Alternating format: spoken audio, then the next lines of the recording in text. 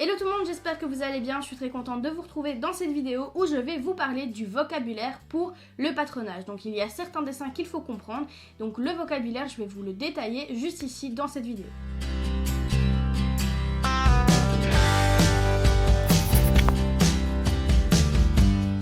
Pour tous ceux qui sont nouveaux sur la chaîne, tout d'abord, bienvenue, je suis Nausicaa d'Enjoy Couture, je suis youtubeuse mais également formatrice, j'ai été diplômée en stylisme et donc j'ai décidé de réaliser des formations pour pouvoir apprendre aux personnes à réaliser leurs propres vêtements ou leurs propres accessoires. Donc ici ce que je vais faire c'est que je vais vous parler donc du vocabulaire de patronage, mais avant tout vous devez savoir que j'ai également réalisé une formation patronage de base et une formation modification de patronage. Donc pour vous expliquer en deux mots, dans la formation patronage de base, je vais en gros vous apprendre à tracer le haut de base, la jupe, le pantalon et la manche de base avec vos propres mensurations à vous, donc c'est du sur mesure, vous allez tracer votre patron à vous. Ensuite dans la formation modification de patronage, là je vais tout simplement vous apprendre à modifier tous les patrons que vous avez tracés dans le patronage de base, à pouvoir les transformer en autres vêtements, les rallonger, les raccourcir, en faire vraiment plein d'autres choses, différentes jupes, etc. en partant de la base. Donc comme ça vous savez les deux formations que j'ai réalisées en patronage, vous pouvez les retrouver dans la description juste en dessous de la vidéo, vous allez avoir tout le programme bien détaillé, donc n'hésitez pas à aller voir, les liens sont juste en dessous. Je suis pas plus long, je passe directement au vif du sujet, donc en l'occurrence, je vais vous parler du vocabulaire de patronage. On va commencer par le premier symbole, un symbole qu'on va souvent retrouver quand ce sont des patrons faits par des personnes qui sont sorties d'école. Parce que bien souvent, si ce ne sont pas des personnes qui sont sorties d'école qui ont fait ces patrons-là, ils vont juste vous écrire coupé en tissu double. C'est tout, vous n'aurez pas de logo, vous n'aurez pas de symbole, rien du tout. Donc par exemple à l'école, moi j'utilisais ce symbole que vous allez voir s'afficher ici.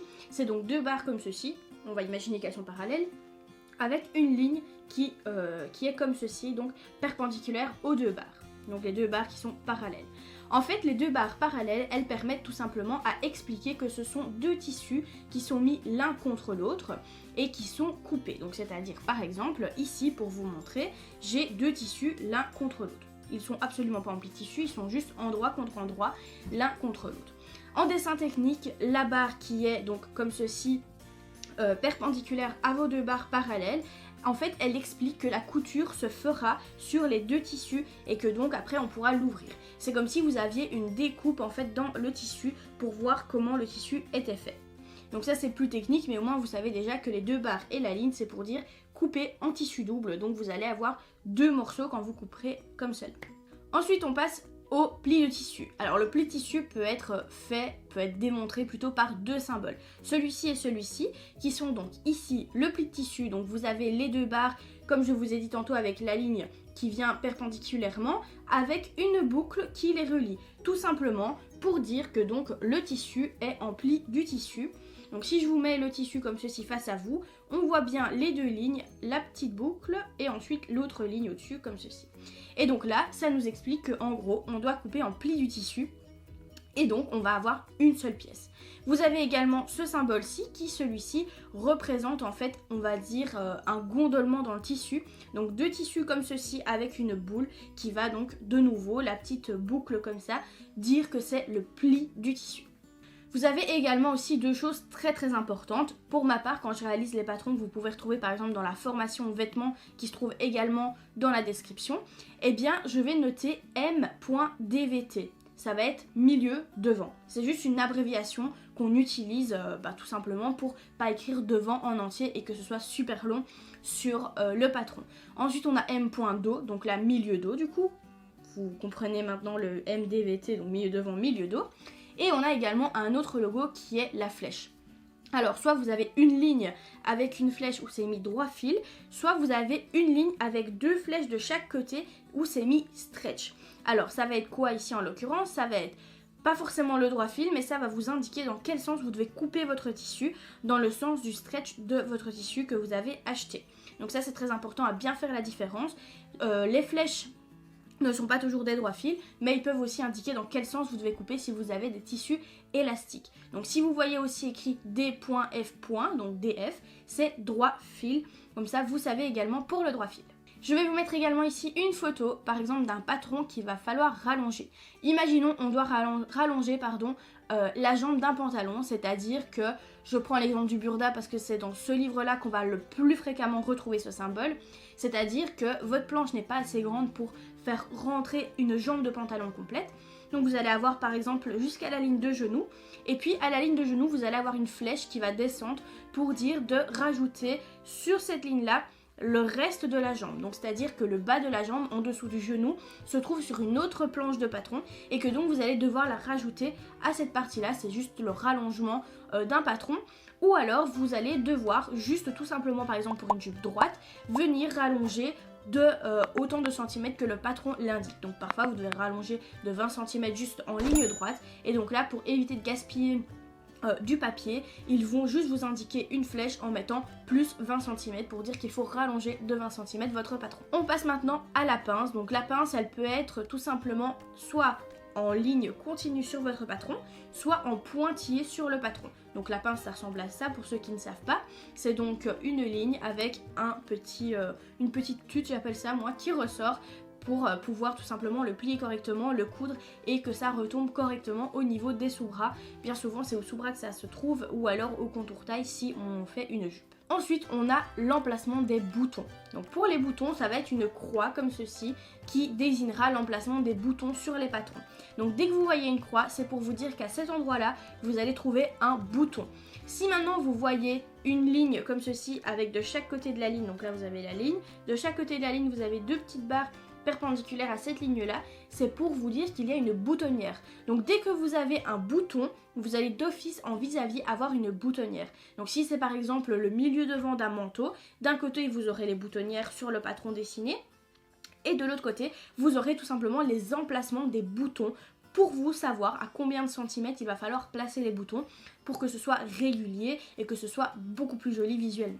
Alors, il y a également ce petit repère qui peut parfois troubler les personnes. Imaginons, on va venir on va venir plutôt... pas froisser, aidez-moi s'il vous plaît, je ne sais plus comment on dit. On va venir faire des plis au niveau, non pas des plis, merde je sais plus, froncer.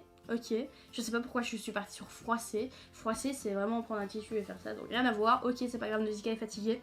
Donc on va venir froncer par exemple une tête de manche. Alors imaginons, on veut froncer qu'une seule partie de la tête de manche et qu'on veut pas tout froncer. Pour vous indiquer quelle partie vous allez devoir froncer, vous allez avoir deux lignes qui seront deux repères.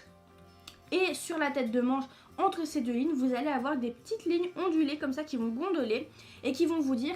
à cet endroit-ci, vous allez devoir froncer du point A au point B, du moins du repère là au repère ici. Vous allez devoir froncer tout simplement votre tête de manche. C'est à ça que ça correspond ce symbole-là. Donc pour ceux qui ne savaient pas à quoi ça correspondait, maintenant vous le savez. D'ailleurs n'hésitez pas à me dire dans les commentaires si vous connaissiez déjà tous ces symboles ou bien alors si vous venez d'apprendre aussi des symboles ou si vous avez d'autres symboles que vous avez déjà vus que je n'ai pas dit dans cette vidéo et que vous vous demandez aussi à quoi ça sert. N'hésitez pas à partager ça avec moi dans les commentaires, je pourrais vous répondre bien entendu. Il nous reste maintenant deux symboles à tout simplement décrypter. Le premier symbole, c'est pas vraiment un symbole, c'est plutôt des lettres. Ça va être par exemple le A, le B, le C, le D, etc.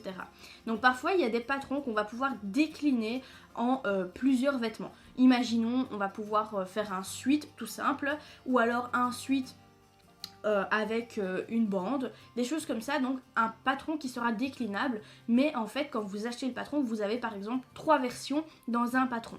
Donc pour reconnaître chaque version, on va en fait tout simplement nommer chaque version. La version A, la version B, la version C. Et en fonction de la version que vous aurez choisie, donc par exemple imaginons je choisis la version C d'un patron, et bien dans le patron que j'ai sur ma table, je vais décalquer toutes les tailles, la taille qui me correspond, mais plutôt tous les morceaux de patron qui contiennent la lettre C, parce que c'est uniquement ceux-là qui vont me servir à pouvoir réaliser le vêtement que j'ai voulu, que j'ai choisi. Donc si par exemple je décale la lettre A, ça ne rentrera absolument pas en compte dans mon patron, vu que j'ai choisi le modèle C et que le patron A ne correspond pas du tout au modèle C. Et enfin, le dernier et l'ultime symbole que moi-même au début je me demandais mais pourquoi il y a ce symbole, qu'est-ce que c'est que ce symbole? Et en fait par après j'ai compris ce que c'était, tout simplement parce que je le voyais plusieurs fois au même endroit. Et en fait c'est un rond comme ceci, avec dedans une croix. Et en fait cette croix qui est dans le rond va tout simplement vous diriger en fonction du patron, donc c'est-à-dire que ça va vous dire c'est quelle pièce de patron et où ces points doivent être posés, c'est-à-dire que ça correspond aux pointes de sein, donc ça, la pointe de poitrine, ça va correspondre tout simplement à ça. Et donc parfois quand vous avez des patrons plissés etc, avec des volants et tout ça, parfois les pointes en fait ils peuvent se retrouver à des endroits opposés, mais après une fois qu'on a cousu le patron, qu'on a cousu le tissu, enfin qu'on a fait donc le patron et qu'on l'a cousu, qu'on aura cousu tout va se mettre correctement. Et puis quand on aura mis donc nos deux repères sur ces points là, on va se rendre compte tout simplement qu'en fait ce sont les pointes de poitrine. Et donc quand on va mettre le vêtement sur nous terminé, on va bien comprendre que ces repères en fait se trouvent donc au niveau de la poitrine. C'est tout simplement pour voir si la création que vous avez fait a été conçue correctement, si vous l'avez fait correctement, si vous n'avez pas loupé une étape. Parce que si vous vous retrouvez avec par exemple le côté gauche avec la marque sur la pointe de poitrine à gauche correcte, mais que en fait à droite elle se retrouve au niveau de votre taille, c'est qu'il y a un petit couac dans votre vêtement. Donc voilà, pour ma part je pense avoir dit les plus importants que vous allez pouvoir retrouver la plupart du temps dans tous les patrons, surtout dans les patrons Burda et aussi dans les patrons qui viennent d'Angleterre, parce que je vous ai mis également des symboles et des logos qui viennent aussi de patrons d'Angleterre. Je sais qu'il y a pas mal de gens qui travaillent avec tous les patrons, donc au moins vous avez vraiment un petit récap de tout. Si encore une fois vous avez des soucis sur certains patrons parce qu'il y a des petits logos que vous ne comprenez pas, n'hésitez pas à m'envoyer les photos en message privé, je vous répondrai, parce que parfois quand on comprend pas un logo, on peut faire des bêtises, par exemple ne pas couper correctement, si c'est mis pli de tissu et qu'en fait vous connaissez pas le symbole pli de tissu mais qu'il n'y a rien d'écrit, si vous coupez en tissu double, c'est pas pareil du tout. Avoir une couture au devant ou ne pas en avoir, c'est absolument pas pareil, donc c'est très important de bien comprendre tous les symboles du patronage. Donc voilà, si cette vidéo vous a plu, n'hésitez pas à laisser un pouce vers le haut, et si vous avez des questions, n'hésitez pas à me les poser dans les commentaires. Si vous n'êtes pas encore abonné, n'oubliez pas, c'est gratuit, faites-le, comme ça moi vous serez tenu au courant de toutes les vidéos aussi. Sur ce, moi je vous fais plein de gros bisous et je vous dis à bientôt dans une prochaine vidéo. Salut!